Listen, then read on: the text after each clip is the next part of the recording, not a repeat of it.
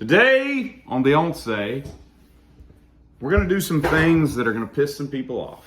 And that's okay. It's part of what life is about. And how we're going to piss them off today, you may ask, is we're going to talk about some things that come on the radio that shouldn't come on the radio. Things that somehow have prominence in our musical world that I just don't understand. This is completely my opinion, and that's okay too. All right, so fasten your lap belt, tighten your chin strap, and let's see how this goes. All right, so for the Once today, we got 11 bands that I listen to on classic rock radio that I just don't understand. Like every time they come on, it's a cross between how quickly can I turn this crap off to who is it that's actually promoting and listening to this crap? It's just drivel. It's hogwash. So these are in no particular order, with the exception of the last one. I'm gonna say it's the worst. All right. The first one I have on there is the Pretenders. I don't get it, man. I don't get it. Chrissy Hine and some other dude are like the only members of the band left. And I'm not a fan of these bands that have, like, you pull up their Wikipedia page and there's 47 past members. I don't like that. Okay, that's not a band. That's just a group of people that you keep cycling through. I'm not into that. Like, be like the Doors and Rush and Zeppelin and, for the most part, Sabbath and Stones. People like that they create this unit because all 4 or 5 or 6 pieces meld together and make the composite of what you want to hear. That is the sound that you're looking for. That's what makes them so great. And then don't split it up. Yeah, if you got to lose a keyboardist here and there, great. You know, well, I mean, what can you really add to a keyboard in a band setting? You know, you can't replace Elton, but you can replace like some dude doing chords behind the Dave Matthews Band. You know what I'm saying? It's not really a real cornerstone piece of that particular band. But the thing with the Pretenders is they're one of those bands. It's like Chrissy and this other dude and then like 4,300 other people that have just walked through the door and all this. And I think that the chemistry just goes away. And there's nothing about that stuff. I got Brad. Like, it just doesn't do anything for me. And every single time I'm like, well, who is this? Like, was Chrissy Hine like really pretty in the late 70s and people thought, which I don't think she was, but would the people see her and like, ooh, I must listen to this, you know? It's kind of like if Christy Brinkley or Pamela Anderson in her heyday had been the leader of a band, people probably would have followed them just based on their looks, you know, and not necessarily on their musicality. So just not my thing. Although I will note that T.M. Stevens once played bass for them. I don't know if it was like a live session or what, but good bassist there. But nevertheless, the Pretenders are number 11. The Pretenders. All right, moving on to 10, I have down Peter Frampton. Woo, Peter Frampton. I saw Peter Frampton live in Raleigh, probably 15, 16, 17 years ago. And Mike Tramp of White Lion opened up for him. It was just him and an acoustic. It was called Tramp. And this was during the Vito Brato era where he was out of the band. Anyway, just done with music altogether, which is a travesty in and of itself. But and then they both opened for Lynyrd Skynyrd. And let me just throw out while we're talking about Lynyrd Skynyrd, if anybody calls them Lynyrd Skynyrd anymore, or in the last 12 years, it's just repulsive, okay? Gary Rossington is the only person left in the band. Ed King, I think, is alive somewhere today, but he's not in the band, all right? Medlock, great guitarist. You know, they got some good players, but they're not Lynyrd Skynyrd. And I don't care how alike looking, sounding, height-wise you can be to Ronnie. Donnie, Johnny, Bonnie, Donnie, Wani, Monty, all these other brothers can't just take the place of Ronnie Van Zant, okay? Skinner died a long time ago, and Gary Rossington is by far the worst guitarist that ever sat in on that band, okay? I mean, the dude just plays some slide. That's all he does, is play slide on an SG, okay? Everybody else is the badass, all right? Steve Gaines, that dude could play. Alan Collins, that dude could play. So, what the hell was I talking about? Oh, yeah, Frampton. So, they open up for Skynyrd, okay? So, Frampton does. I got to tell you, I don't understand. And the first time I think I'd ever really paid attention to Frampton was the stupid Wayne's World, which is by far a dumb movie. But, you know, they talk about how in the 70s everybody got one in the mail or whatever it was.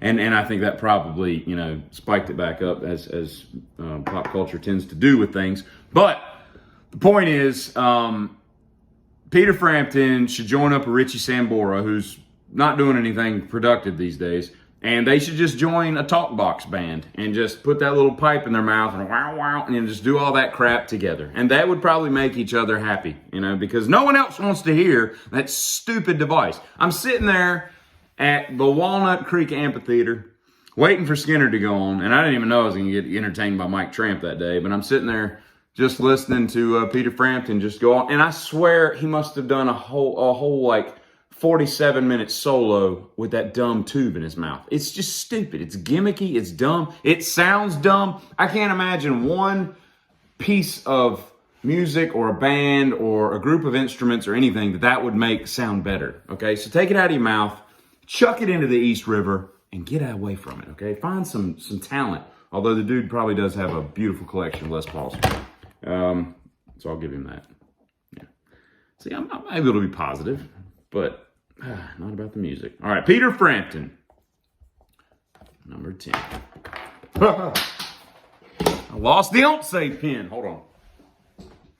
All right, number 9, coming at you with Rod freaking Stewart. I don't know how you write a song, bring the lyrics to a group of other men, and say, all right, I've got this lyric, and it's do you think I'm sexy? Because I can imagine like a cymbal crashing as the band just walked out of the room. You know, like how do you with like in good conscience write that? You know, I wish Rod Stewart had stolen his daddy's cue and made a living playing pool, because he shouldn't have done it doing music. And that dude, man, I know he's made a ton of money, probably had sex with thousands of women, whatever. He'll do things I've never done. Okay, that's cool. Because I still have my soul intact. Because all that dude did was sell out. Everything he did after like 1979 was trying to get on top 40 radio. You know, you got Tonight's the Night, Some Guys Have All the Luck, Downtown Trade, Forever Young, all these cheesy love songs. It's just dumb. It's just dumb, okay? And that spiked out hair, you know what he looks like? He looks like one of those like visors that you wear that comes with the fake hair attached that looks like you got a Rod Stewart haircut. Like, dude, man, like some of these people need to let this stuff go, man. You're 104 years old. Quit dressing like you're, you know, some 1972 rock star in tight pants with your dick lump in the front singing Do You Think I'm Sexy? Okay, nobody wants to see that. Nobody wants to smell that, see it, hear it, nothing. Okay, so I'm putting Rod Stewart down for number 9.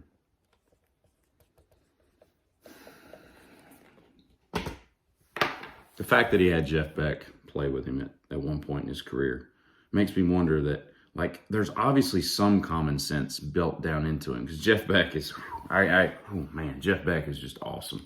That dude is one of the most underrated guitarists on the history of this planet. And yet, it also makes me think, is Jeff Beck retarded? Like, why did he choose to play with Rod Stewart? I don't get it. But anyway, number 8, the Kinks. I don't get this at all. And I blame Van Halen for this too. There was no sense in taking Eruption, which was phenomenal and earth-breaking, you know, and then ending it and going right into You Really Got Me, so that everybody could be like, oh, this is a great Van Halen song. This is awesome. Hey, that's not a Van Halen song. That's, you know, that's the Kinks. Ray Davies and the people who did Lola, La La La La Lola. You know that's that band. And then like, oh, I gotta go to the store and go get a Kinks album. No, you don't. You don't have to go get a Kinks album. Nobody needs a Kinks album, okay? My uncle had a Kinks tape that he gave me one time. Couldn't throw it away fast enough, okay? So that's where we're at with the Kinks.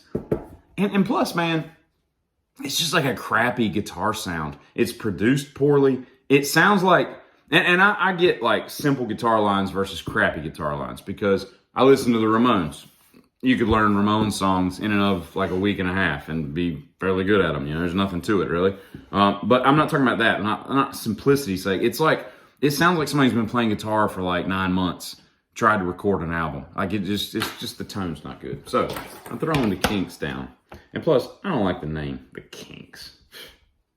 The Kinks. kink in your armor. All right, that's a chink, actually. All right, the next one is the Eagles. What did he say? The beloved Eagles? Yes, that's right, the Eagles. I'm not a fan, not a fan. You can take that desperado fence riding horse crap and go somewhere else with it, okay? I'm here to tell you the James Gang is better than the Eagles. That's right. Joe Walsh is the only person that's salvageable in that band. He's the only one that's cool, the only one that's got some cool stories and whatnot. I don't want to hear about Don Henley and Glenn Frey. There's just nothing about the Eagles that I like. I don't want it. When I come on the radio, I just go to something else. I'd rather listen to hip hop, modern hip hop, than that crap. So I'm putting the Eagles out there. Stings a little, I know. The Kinks and the Eagles. Jethro Tull. I don't understand this. I don't understand Ian Anderson and Martin Barr. And here's another band. 300 members, okay? It's cool if the Grateful Dead do it. There's supposed to be 300 members in that jam band, okay? They're all on stage at the same time. They make Slipknot look like the Carpenters, you know? But what I'm talking about is this is just another example of the Pretenders, okay? You go through in Jethro Tull, just 4,304 different members. And then the leader of that band, the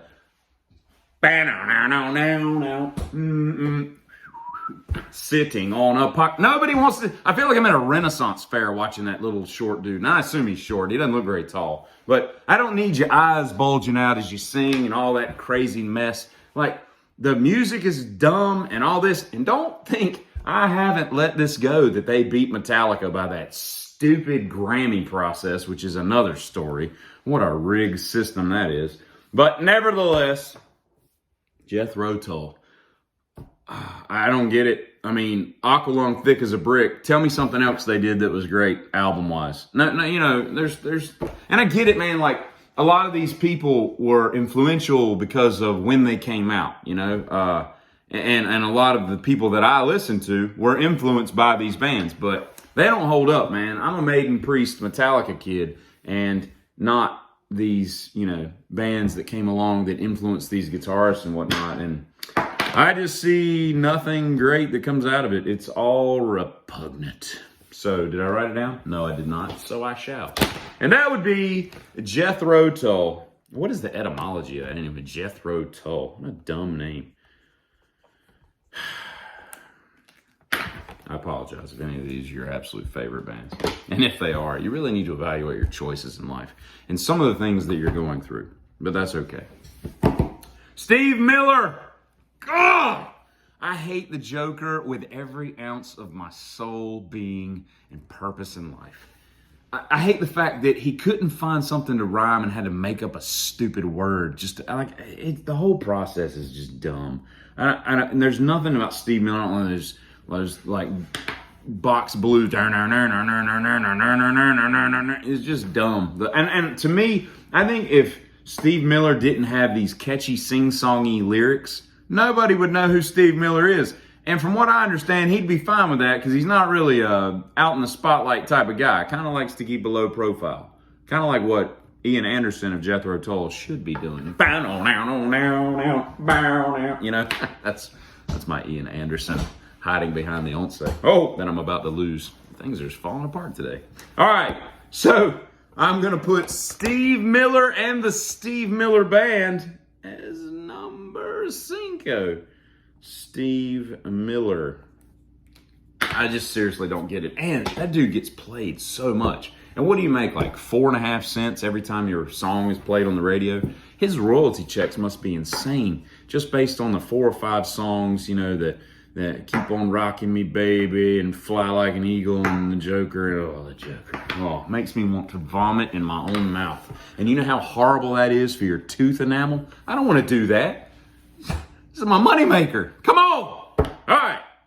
So, the next one. I don't have much to say about this one because I don't know a ton of it. But I have gone and listened to a bunch of these albums or in bands because I thought to myself, well, maybe I'm just basing it on the crappy singles that come out on the radio. No, I'm not. I've gone and listened to their deep cuts, and I'm not a fan of any of it. So the next one is Deep Purple. Richie Blackmore, great guitarist. Okay, he is, no doubt about it. Weird dude, kind of like Jimmy Page weird. Just you wouldn't be amazed to see him come out and do about anything. You'd be like, sounds about right. Also, Roger Glover, awesome bassist. God, if you don't believe so, go listen to The Deep End. Like, that dude, he cuts hard, man. But I just can't get into the music. Highway Star and Lazy and that stupid Smoke on the Water. What a dumb song. Who writes a song about a club getting on fire? That's just dumb. But then, like, I think I might be one of the only guitarists in North America that learned to play guitar, and that wasn't one of the things that I learned to play. Like, the first two things I ever learned to play on guitar were Wasted Years by Iron Maiden, that single string line at the beginning, and I'll Be There For You by Bon Jovi. That down. But now both of them are as simple as crap. Just as simple, pretty much, as Smoke on the Water. But thank God, thank the Lord above that I did not get sucked into that fray of, hey, you got to learn Smoke on the Water, and then you got to learn Stairway to Heaven and all this other crap. But no, I don't get into Deep Purple, and they don't play a ton of them on the radio, but occasionally they do, and you're like, what is up with America? Ugh! All right, Deep Purple.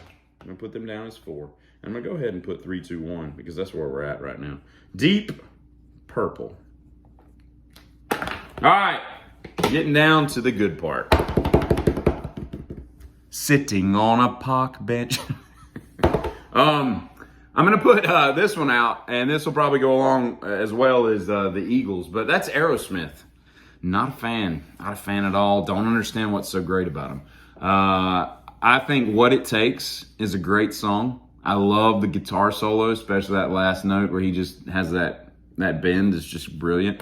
I think Janie's Got a Gun is a good song. I hated it when it came out, but I've come to appreciate it. And that's about where it stops. And I've heard all their stuff. I've heard Rocks and Toys in the Attic and Pump and all that stuff, Permanent Vacation and all that crap. Ragdoll, I want to drive my truck into a bridge abutment and light myself on fire and self-immolate when I hear that stupid song. Although I will say, if that was a real Cobra that he's driving at the end and he's waving all the chicks, that'd be kind of cool. I think it was a Cobra. Anyway, Joe Perry, great guitarist. Tom Hamilton, great bassist. Joey Kramer, solid rock drummer. Brad Whitford, great accompanist. He always reminded me a lot of Izzy Stradlin. Just did his job, low profile, but when you really dissect the things he did, brilliant little side guitarist. And I think they're a very interesting combination, Perry and Whitford, about how they interact. The things they do. There's a lot of Aerosmith songs that are just difficult to play on one guitar because they just don't sound complete. So I appreciate that. I really do. But I can't stand Tyler Perry. Tyler Perry? Is that his name? That's the guy that does the movies. Steven Tyler. Sorry. Tyler Perry's the black dude in Atlanta that does all the mama movies, right? Okay, never mind. Back on track. Steven Tyler. Can't stand him. Don't trust him. Don't like his big mouth. Don't the fact that I could drive my truck and that bridge abutment into his face and wouldn't even touch any of his lips. I don't care for that, man. Like, I just don't like those songs. They don't do anything for me. Dream On. I know a guy who's going to watch this and say that Dream On's his favorite song of all time. He really needs to reevaluate some things in his life because there's some priorities that have just kind of gone a crow left of the murder. You know what I mean? Just a little aloof. Okay. So I'm putting Aerosmith down as number 3, and we're getting into the good stuff here because the next 2 are for you. Number 2, Kiss.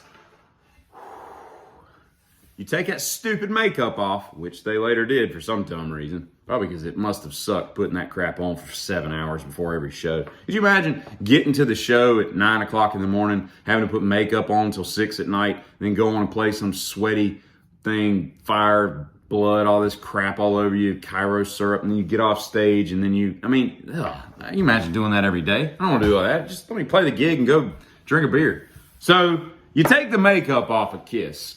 We don't know anything about Kiss. It was just such a gimmick, okay? And they've capitalized on it every time they've been able to do it. From the Kiss lunchbox to the Kiss refrigerator to the Kiss pencil sharpeners. I mean, it's just dumb, okay? And if you're one of these people that one day plans to get buried in a Kiss casket, you're an idiot, okay? Just put yourself in a pine box. All that stuff degrades. There's nothing that's watertight. It's just stupid, okay? And Gene Simmons and Paul Stanley are just the most despicable characters because of the way that they've... And some people say, oh, they're just great entrepreneurs, and look at what they've done. Look at how they've capitalized on them. Capitalized on what? Their lack of talent? The ability to put white and black makeup on their face? That's stupid, okay? There's so many other bands. Mudvayne put makeup on their face. 1,000 times better than Kiss. 1,000. That bass player for Mudvayne has more musical ability and talent in his right pinky fingernail than all of Kiss. Now, I'm only going to say that about the original Freely, whatever his name is, and Chris and all that. Because later when they got Bruce Kulick, even that cross-dressing Vinnie Vincent guy, I mean, he's a good guitar player. Weird-looking guy, but good guitar player. But Bruce Kulick, good player. Eric Carr, good player. Those other two, Stanley and Simmons, they can't hold a candle to those dudes playing. And why do we focus so dang much on Ace Frehley? Okay? A, can somebody tell me how to pronounce his name? And B, somebody tell me why that's such an influential guitarist on everybody. I mean, all he ever did was hollow out a Les Paul, throw some smoke bombs in them, and then play a bunch of box blues riffs. Everything that they write is just the same. An E, to an A, to an E. And then these little single line, like, there's just nothing. I watched his solos. Recently watching a guy I follow on YouTube, and he was playing, like, the greatest Kiss riffs, part 1 and 2. And I'm watching it. And I'm waiting. I'm like, at some point, are we going to get out of the 5th to 7th fret? Like, everything is just, it's so boring and all. And I just don't understand. I would love to have gone back in history and said, no, y'all can't wear the makeup. It's illegal in this country to wear makeup like that on stage, or on albums, or in life. Y'all can't do it. You got to do it on your musical talent. And they're like, well, dag nabbit, shucks, darn, And they're like, all right. And they start wiping that crap off, and they go on. And they're playing to a crowd. And everybody's like, all right, we'll see you. That's how that would have gone. And that's what should have happened. Instead, we're burying people in Kiss caskets in 2022. So, I'm going to put Kiss. I'm going to spell it in capital letters because that's how you would do it. Kiss, Kiss, Kiss. The song Kiss by Prince has more musicality than all of Kiss's entire catalog. So there's that. All right, we've come to the finale. The final band that shouldn't ever be on the radio, much less pressed into a CD or LP. And that is Styx. That's right, John. Styx. Domo arigato, Mr. Roboto. Do I need to say any more? I do not. I don't like Dennis DeYoung. I don't trust his hair. I don't like men with perms. I don't like men that play keyboards and not piano. I don't like men that spell the middle why is that Y got a capital? Like, I don't trust that, okay? That puts me off, okay? And Tommy Shaw, you should have known better. You should have known better than to get involved with somebody like Dennis DeYoung, okay? There's nothing about that come sail away, come sail away. Again, it's just sing-songy horse crap, okay? That's what it is. That's what they should have named their debut album, Styx. Sing-songy horse crap, right? People will be like, man, you checked out this sing-song. No, I haven't. Good, don't, because it's sing-songy horse crap. Well, apropos, very well named. I suppose so. Okay, so that's where we're at with this. Babe, I've listened to some of their deeper cuts, and they just get worse. Like, they chose the best ones to put out there, as their main ones. Blue Collar Man. And how do you write a song about blue collar when you play the keyboards? I don't get it. So that is kind of where I'm at with classic rock. I like classic rock. I love the fact that Skid Row's I Remember You and Guns N' Roses and all these bands that I grew up listening to are now classic rock. I love that. I think it's awesome. But then they have this drivel on there, and that's the problem. That's the problem. You name your band Styx after the river Styx, and it ought to go straight to hell via the river Styx. So, the Once has spoken like the trash heap in Fraggle Rock. Giddy up.